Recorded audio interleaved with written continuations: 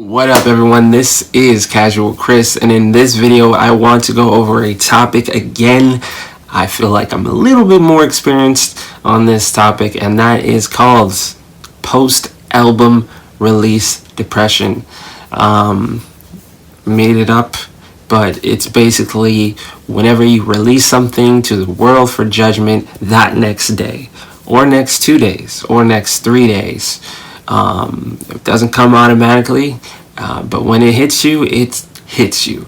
And make no mistake about it, if you still have no idea what I'm talking about, I mean the you should quit, the you're not good enough, the I don't have enough plays right now, the feeling you get when you put your heart and soul into a project and it doesn't meet the amount of views that you thought in your mind that it would meet.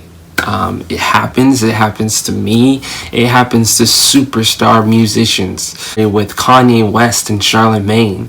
This is Kanye West, who many consider to be the greatest musician or artist of all time. He has that many hits, and he was talking about his mental breakdown, and it made news. His mental breakdown was everywhere, but I never actually understood why he had that mental breakdown. Maybe I thought it was just the fame, but actually he told Charlemagne that it was because he was trying to make an album to top Graduation. His expectations are on a whole different level. So when you make a timeless album like Graduation and you got to come back to the studio and make another one, it'll get you.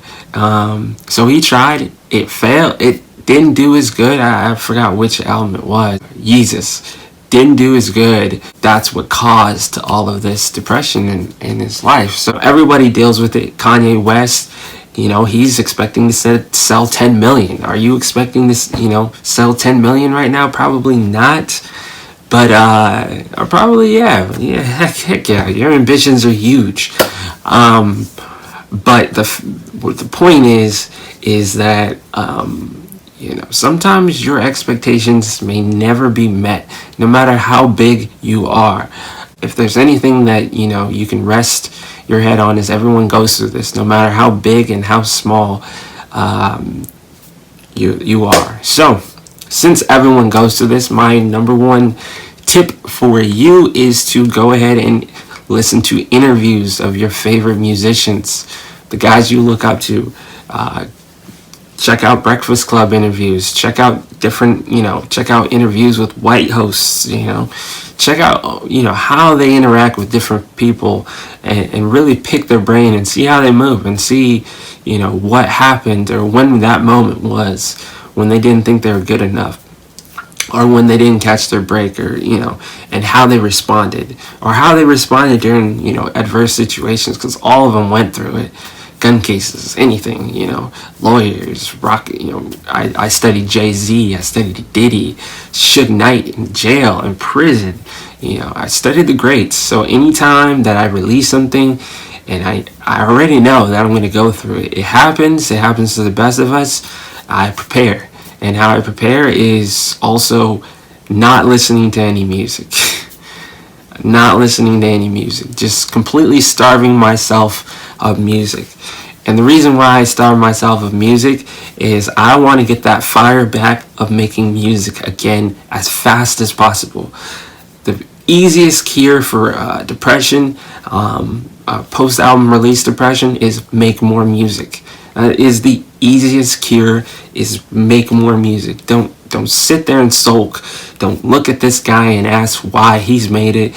Don't keep listening to your own music and wondering why these people haven't heard it, or trying to get your stream numbers up and it's only you listening to it. Like, get ready for the next project. Swing again, and that feeling should go away. It goes away for me 100% of the time when I swing again. The difficult part is getting to the place where I can swing again. So getting to that place requires me not listening to any music. Like, I will starve myself of music to the point where I want it, I need it. And then, 2 days later, I'm back. I'm ready to go. I'm not feeling like I can't do this. I'm not feeling like I should give up. I'm not feeling like, go be a garbage man. That doesn't creep into my mind. So the only thing that creeps is I gotta swing. For me, listening to my own music is a hamper. Listening to my own music does not help me. It hinders me. It makes me go back to those old songs and want to fix them. Instead of making new music, it's questioning all my moves in the past, when in fact all my moves in the past have set me up for my future. So I'm moving backwards. It's almost like I'll know it when I'm going. It's almost like when going through Facebook memories. If you go through too many memories a day, you're moving backwards. It's time to take a step forward because you're living in the past. So I really try not to listen to my own music during this time because I feel like it can really set me back and get me thinking about the wrong things. If you can stay off social media, that's awesome. I know you got to promote. Schedule your stuff ahead of time for the first 2 days. Schedule it all for the first 2 days, 3 days. Just schedule every tweet, every YouTube post or Instagram post so that you don't have to be on social media during those times because, the way I can tell people are really going through post-album release depression is they're online hating. They're online hating on everything. It's not directly you suck kind of hating. It's more like, mad at the world or, this guy or, negativity. Negativity is just like emitting from them. And you can always tell who's going through it. Schedule everything ahead of time so that you have time to just decompress, play some video games. I'll literally schedule those 2 days. I'll say no music, nothing related to music, only video games. Like, it sounds crazy to be like, yeah, you can only play video games. Like, it's almost like not even right. Like, wait, only play video games? But that right there reignites the fire for me. It's like, by the second day, I know that I can't just sit here and play video games. I know I can't. Like, this is the alternative of not making music. It's just playing video games all day, and I know I can't do it. Again, that is all designed to keep your mind off music. You got to keep your mind off music. You got to give your mind a break. You got to give your mind a second to refocus, to come right back at this, because this is a marathon, as the great Nipsey Hussle said. This is a marathon, and there was that first year, I might as well put it as a writing experience. I released 100 songs my first year. 100 songs. Put my heart into all 100 songs. Finished, mixed, mastered all by myself. Invested all the money into it. And got 1,000 plays total on YouTube. 800 plays on 800 plays on SoundCloud. And like 600 plays on Spotify for the year. That hurts. That swinging after... That's, I don't know if you did the numbers. That's 10 plays. That's 10 plays or less per song. And those plays didn't come the first week sometimes. Or sometimes I'd be releasing with no plays on the previous song I released. You got to do it for you, man. You got to know what you're doing for it. You got to realize that these stats right now don't mean anything. If something gets 100 plays, oh wow, like keep going. Like I can see that's all you got, man. Like literally, you're not gonna get 100 plays, 1,000 plays, 100,000 plays, like this. A great reminder that I have for myself. My favorite song right now is by Tame Impala, Let It Happen. I discovered it about in February. I discovered this song. This song was made 4 years ago. Maybe even 5 years ago. Released 4 years ago. And I just found it now. So, one of my favorite songs of all time. And that is something that I remind myself daily is... your song will find its audience when it's time. And that's not something you can worry about. You can control what you can control, and this is all about controlling what you can control and focusing on that and going from there, picking yourself up and swinging, because the only way you're going to get past this depression is to make music again. It might suck, but you still got to try.